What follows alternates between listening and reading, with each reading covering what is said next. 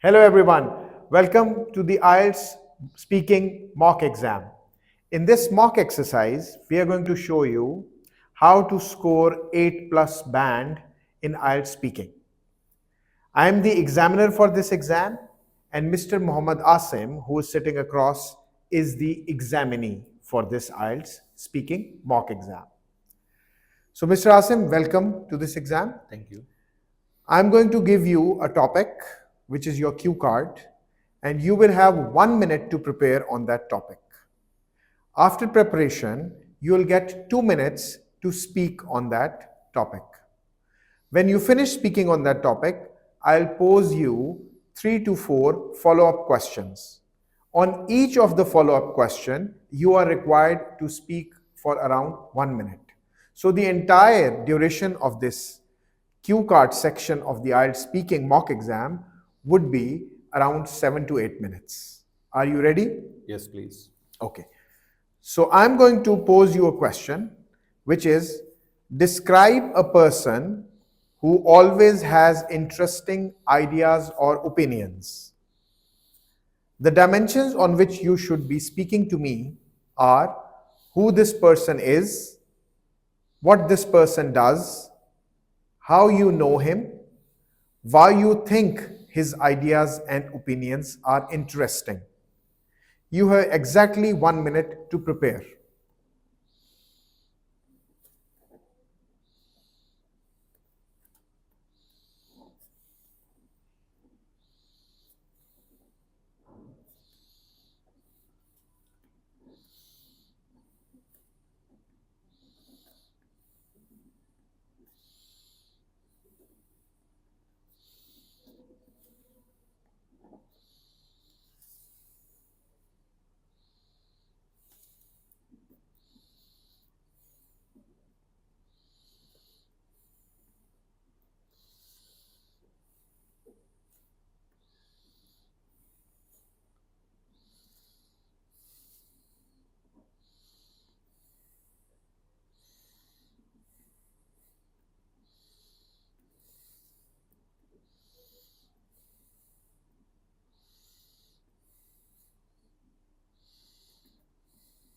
Mr. Asim, your time is over. You may now start speaking and you have exactly 2 minutes. Please start. Okay. There are many people in our lives. They influence us since our childhood. They can be our parents, our grandparents, our friends, our colleagues, our class fellows, and many others, even strangers. But the person about whom I'm going to talk about, I have never met him, but I have met him through his books. And his name is no one but legendary Paulo Coelho. He has written many famous books, and that is how I know him. I've seen his interviews, and I have always learned something new. His books are on diverse topics, but at the same time, they're on life and off life. His books include Alchemist, Manual for the Warrior of Light, phrases. He has got quotations, and you read one quote and you learn the life lesson from it. I came to know about him no matter from one book, but when I read his history reflects in his books, in his teachings, in his writings. He was from Brazil. At that time, there was dictatorship there. He fought against it with his ideas, though he was in his teenage years. And then he joined some groups and he learned in each group. He made mistakes but learned from them. And he had that innate talent of being a writer, which his parents never liked. They wanted him to become engineer. But again, he joined the school, he learned something, he joined the law school, he learned something, but eventually he ended up becoming a writer. And his famous quotation is, your treasure is where your heart is. So it does mean something that everybody has got inner treasure. His greatest strength, what I have seen to shape an opinion, is that everything is inside the human personality. It is not outside. So you cannot get impressed by the surroundings. You can use your surroundings, and that is what is all about. Okay, thank you, Mr. Asim. Your time is over for speaking. Okay, I'll now pose some follow-up questions. right. The first question is, when do you think children start to have their own opinion? Okay. My experience says children start making the opinion, independent opinion, if you talk about it's on teenage, that's for sure. Before that, it's an age of imprinting. They keep on getting the opinions from the people, they keep on seeing them. Children learn what not they hear, but what they see. So seeing is believing, we can say. They start imprinting things in their mind. If they've seen their parents reading something, their grandparents holding them up, they get the ideas and cues from that. And once that gets imprinted, then during the teenage, once they have interacted in schools, with the society, with the people, then they start, through that interaction, they start learning and start making their own opinion. They talk about their opinion, but if you don't listen to them, their opinion gets suppressed.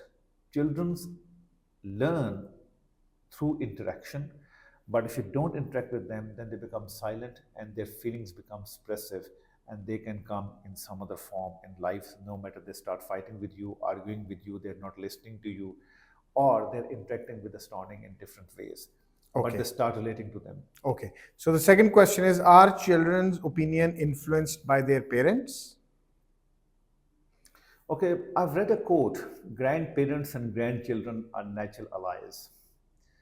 Yes, but parents, if you mean only parents, yes, if parents are there. But if in home, their grandparents are there, anybody who can show them affection, children opinion get affected by them.